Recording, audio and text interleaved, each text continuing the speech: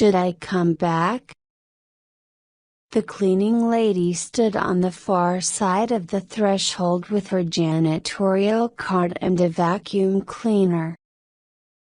Judging by the disheveled pile of frizzy gray hair and sagging jowls, the woman looked to be in her late 60s. Alan Edgemont looked up from the pile of stock and municipal bond reports that littered his desk. It was well past 6 o'clock and most everyone at the brokerage firm had gone home for the day. "I'm just about done here. You won't bother me in the least." The older woman negotiated the metal cart into the carpeted office, unraveled the cord and set to work. Surveying a list of assets in the topmost portfolio, Alan didn't like what he saw. The fledgling companies, a mishmash of start-up ventures, promised high yield without bothering to mention risk. Risk was always the central issue.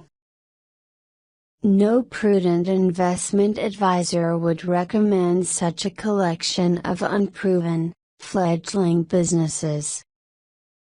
10 years he had been counseling investors, and no one had ever lost his shirt. Not one. Some clients did better than others, but at the end of the day, there was never cause for panic. No horror stories or compulsion to go out on the ledge of the 13th floor because of an unanticipated blip in the Dow Jones. Finishing with the vacuuming, the cleaning lady stooped over to empty the trash basket alongside his desk. She smiled faintly before retreating to the opposite end of the room where she ran a dust rag over the mahogany bookshelf. What happened to the other girl? Alan pushed the paperwork momentarily aside. Which one? The red-haired chatterbox. Quit on short notice. The young ones don't tend to last long. Alan wasn't the least bit surprised. If the pretty young thing had worked half as hard as she jibber-jabbered or toyed with her cell phone.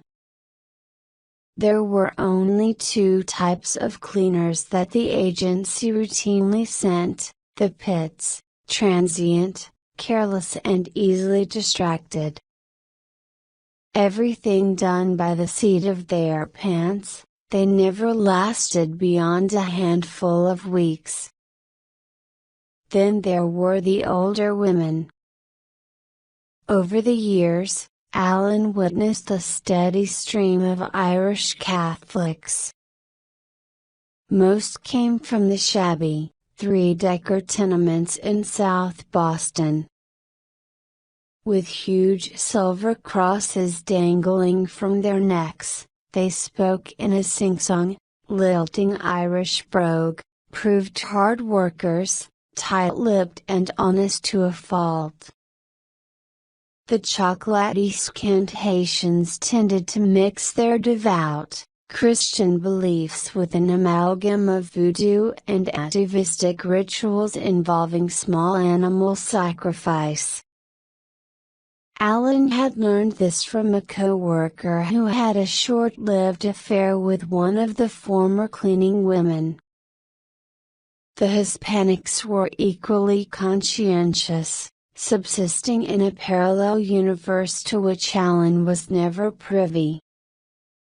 During his tenure, over 100 had traipsed through the office complex, come and gone, and Alan had never learned a single name.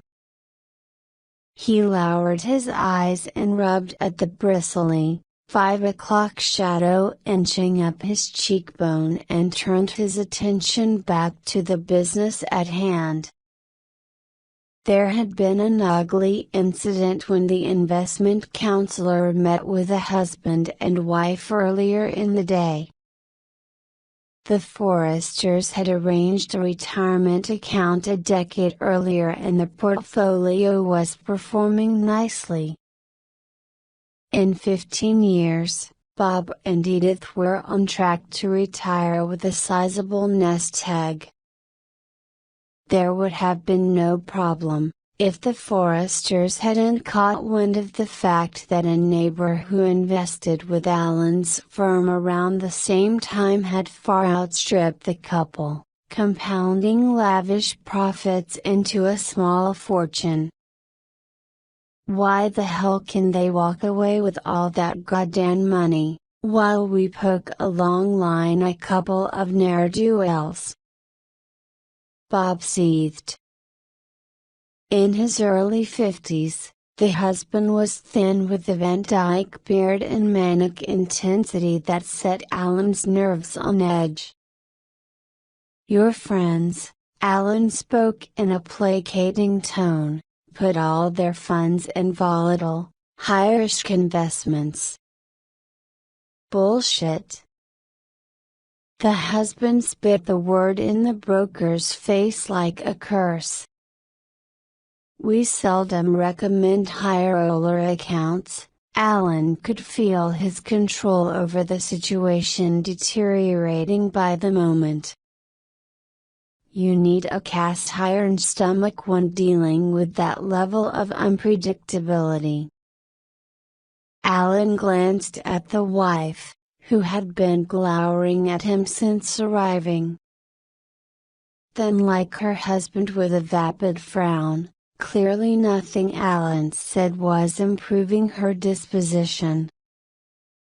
He leaned across the desk, slicing the air with the palm of his hand and pleading for understanding.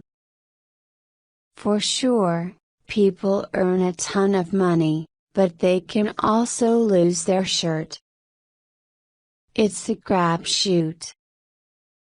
When there was no immediate response, he added, on the bright side, both of you are on track to retire quite comfortably at 65.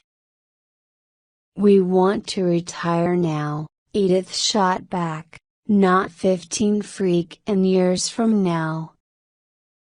The Iversons, the wife was quickly losing all semblance of control, are retiring in June and they're the same age as us. Alan couldn't believe his ears. Had the Forresters forgotten everything they originally discussed at their consultation and all of the subsequent meetings over the ensuing years? That was never the intent. We arranged your portfolio so, the Iversons just booked a European excursion to celebrate their new lease on life, and what do we have to show for it? Edith brought him up short. Alan stared warily at the woman.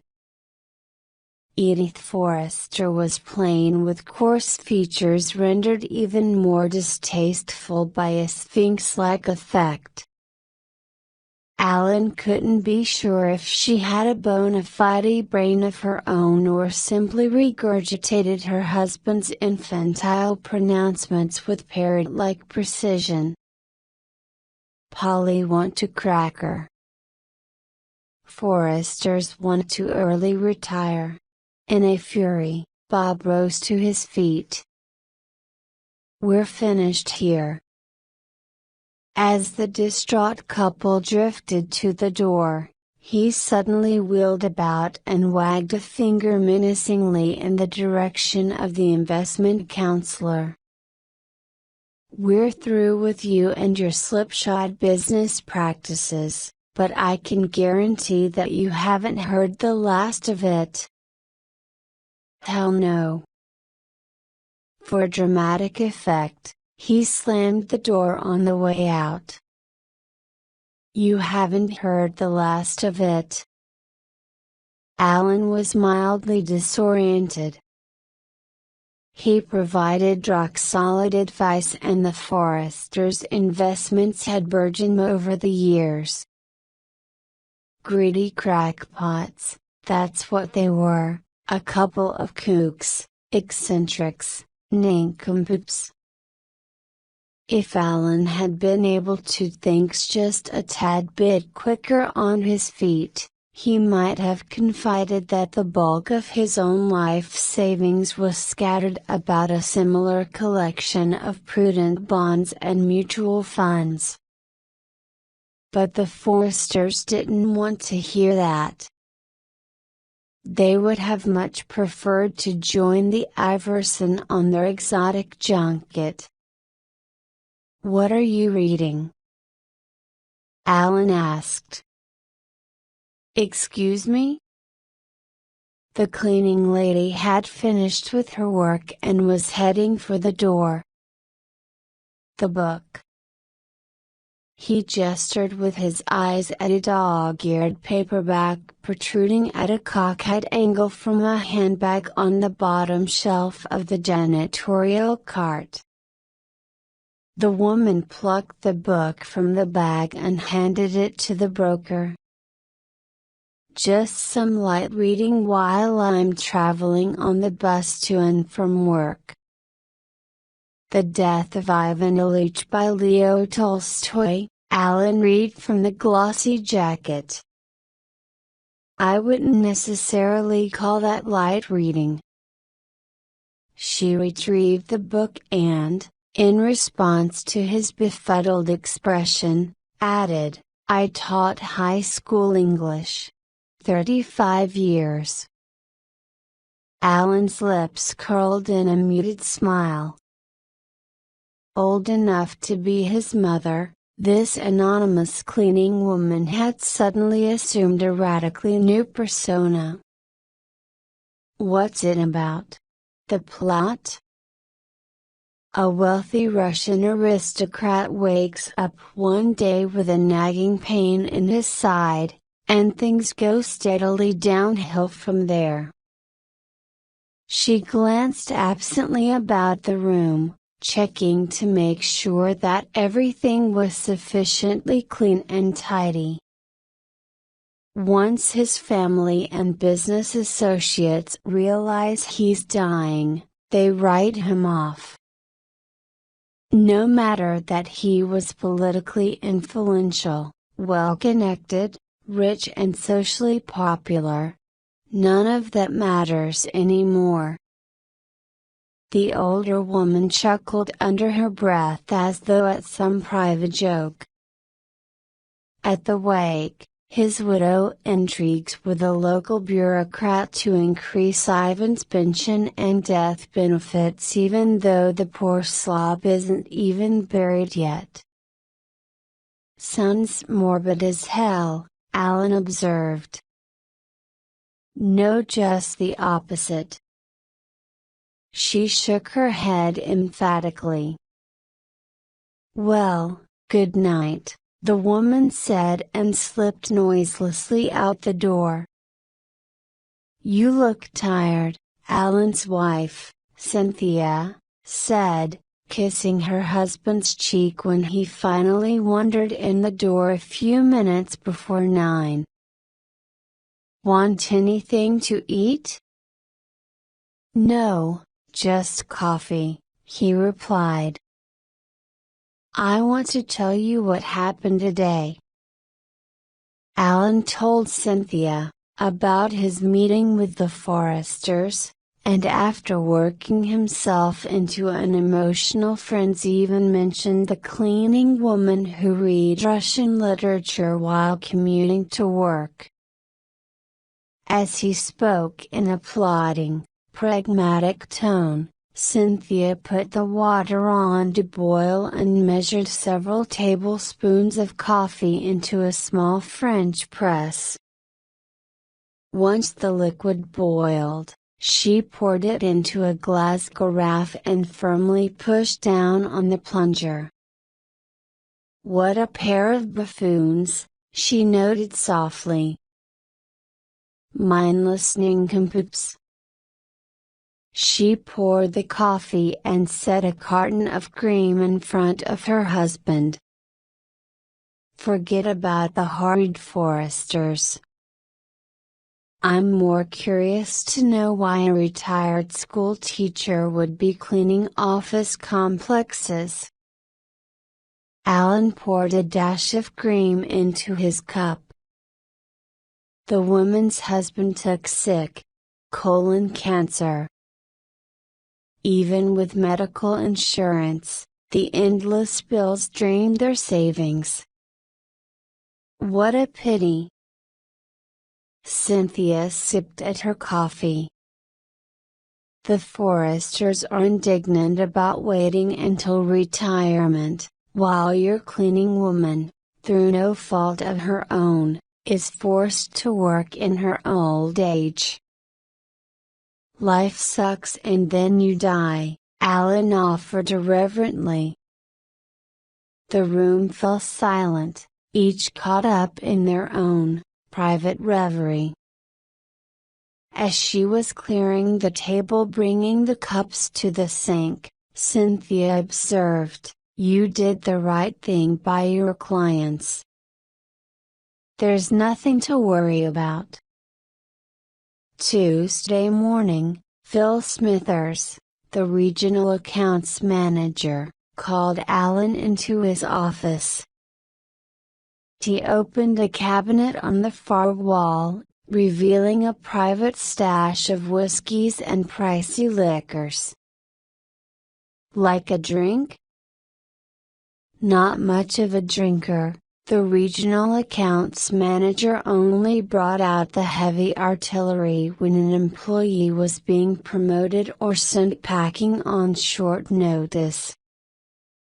Alan passed on the drink. The manager reached for a bottle of apricot brandy but thought better of it and abruptly closed the door. "A formal complaint was lodged against you," he opened the conversation in a mellow, unassuming tone. "The foresters. They're closing out their accounts with us and taking their business elsewhere." "I'm not surprised," Alan countered. "You made him a ton of money over the years." "The guy's a horse's ass. An unappreciative jerk. He needed an alchemist, not a financial planner." Phil Smithers cracked a broad grin. "Someone to turn base metal into gold bullion." "So what do you suggest?" "Nothing. Absolutely nothing at all." The accounts manager returned to the cabinet and poured himself 3 fingers of the aromatic brandy along with a separate glass which he handed to Alan. "Drink up." He raised the shot glass to his lips and threw the fruity liquor down his gullet. "Good riddance to the horse's ass. I am not bothering ya, am I?" The following Tuesday, a slinky, 20-something blonde with a nose ring and Apple cell phone dangling from her hip pocket stuck her head in the doorway. "No, not in the least," Alan looked up from his work. "Where's the older woman who usually cleans the office?" "Done. They don't tell us diddly squat at the office, just where to go and what to do." Alan turned his attention back to an assortment of new investment opportunities arranged in tidy piles on a table that abutted his desk. There was a fledgling coffee plantation in Zimbabwe, the former Rhodesia. The country had gone to hell under the rule of Joseph Mugabe, the dictatorial thug who took over after the African National Congress victory. Why would anybody risk hard-earned money on a startup venture in an unstable, the third world banana republic? Next was an injectable treatment for liver disease. But Alan had no great love of salves, pills or potions. Biotech stocks were notoriously risky. Between 85 and 90% of all new experimental drugs failed. When pharmaceuticals underperformed, they virtually lost all of their worth. The stocks looked great at face value, but the risk was absurdly high. Promises of exorbitant profits lured greedy fools like the Forresters into a proverbial spider's web of disastrous consequences. The likelihood of dying in a plane crash was 205,552 to 1, while the probability of blowing one's life savings in a pharmaceutical startup venture was astronomical.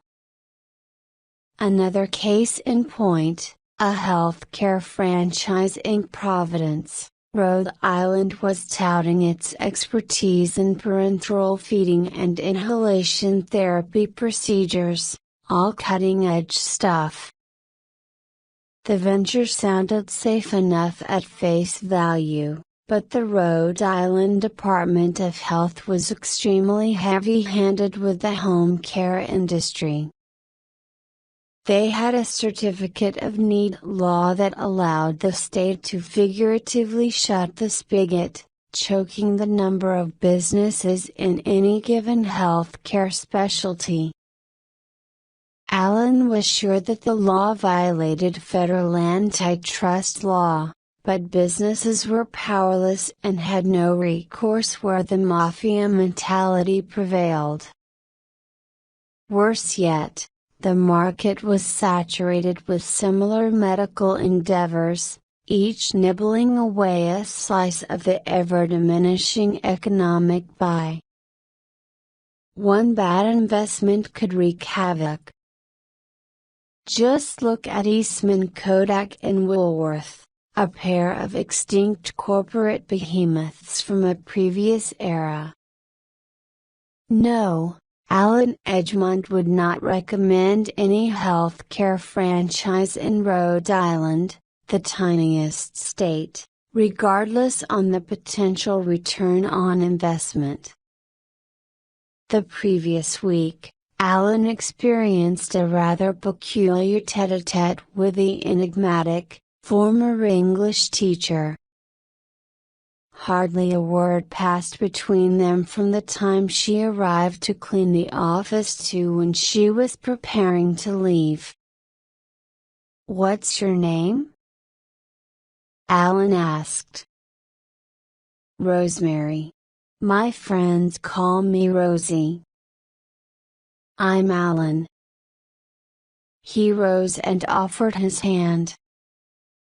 The woman gawked at him with a muddled expression, trying to decipher his intent. "About that Tolstoy tale. You never told me how the story ended." "Actually," she corrected, "the lengthy piece is more novella than short story." Yes. Alan wasn't even remotely interested in parsing literary minutiae. The fellow becomes ill.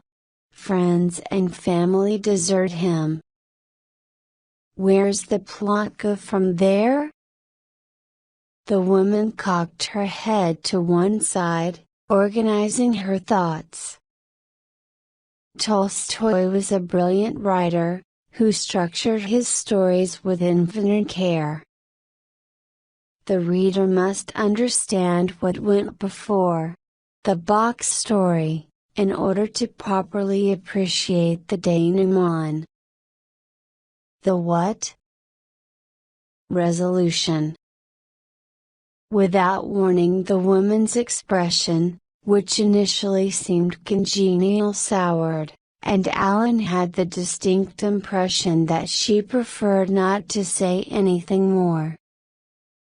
"Yes, I'm listening," he prodded. It was a loveless marriage.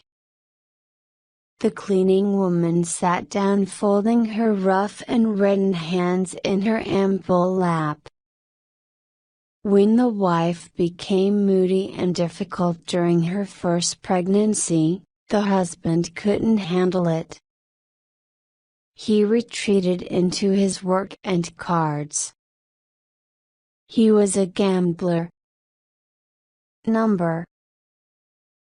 He just played bridge. A man of few if any vices, he was likable, smart, good-humored, well-balanced, sociable and witty. And successful in business. Well, yes, of course. But then in his mid-40s the illness appears and there's no way out. No escape from the inevitable. Without warning, the cleaning woman hastily rose to her feet and announced in a soft-spoken, unhurried manner, "I'm leaving now." Alan waved a hand fitfully in the air. "But you never explain how the story plays itself out." A bittersweet smile flitted across her placid features, and once again the cleaning lady morphed into educator. Tolstoy, the master storyteller, intended that his stories be read. My telling you accomplishes nothing. It's too easy. You don't profit by being hand-fed a collection of skimpy details. Without saying another word, she left the room, closing the door behind her. Is that a book or a paperweight? Having brushed her teeth, Cynthia entered the bedroom prepared for bed. Not to worry. Alan tossed the heavy book aside and smiled sheepishly at his wife. It's the collected short works of Tolstoy, but I'm only reading one story. Cynthia slipped under the covers next to him. The one the cleaning woman brought in her handbag. He nodded and turned his attention back to the book. Is it any good? I've only read a handful of pages, he qualified. It's very subtle. Much more involved than I imagined, so I have to go back and reread certain passages several times in order to get the gist of things. In the morning Cynthia stirred and made a motion to rise, but her husband grabbed her arm. Why did God put us here? The woman yawned and stretched her limbs. I don't suppose this has anything to do with the book you were reading last night. When there was no response, she added, You're an avowed agnostic. I don't understand where this is coming from. Just because I don't believe in biblical deities doesn't mean I don't acknowledge a higher power, Alan protested. Why did God put us here? Cynthia rolled over, nuzzling his ear with her lips. God put us here to be happy.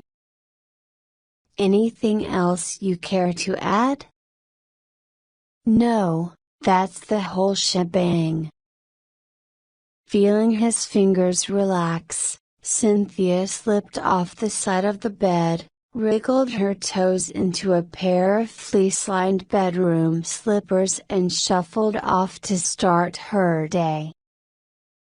A week later, when the cleaning lady arrived, Alan watched intently as she shook the waste paper basket into the refuse bag dangling from the metal cart. A torn envelope fluttered to the carpeted floor.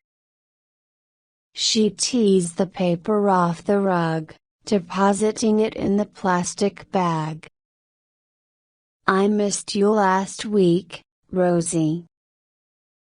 My son in Florida had a baby girl and I went to visit." "Congratulations." Alan stood up and gestured with a fluttering of the wrist that she sits alongside his desk. "That's enough work for today." The woman seemed confused by the cavalier remark. "I still need to vacuum and dust. The carpet's clean enough and furniture can easily go another week without showing dust." Again, he gestured toward the plush chair. "Jurasim, the servant," he began in a herky-jerky, stilted speech that evened out as he gained momentum, "is key to understanding the author's intent. You read the story. Jurasim is different from that other character. That government official who begrudgingly attends the jury wake and then rushes off to his club for drinks and entertainment. No one is deeply affected by Ivan's illness except Jurasim, the lowly servant. A Christ-like figure, to be sure," Rosy confirmed. "All the great European writers had their fictional messiahs." She spoke in a measured, unhurried tone. Hester Prynne and Hawthorne's The Scarlet Letter was one such divinely inspired creature, but she only emerges a saintly soul at the far end of the novel. Many readers unfortunately miss the analogy. Noise began bubbling up in the hallway.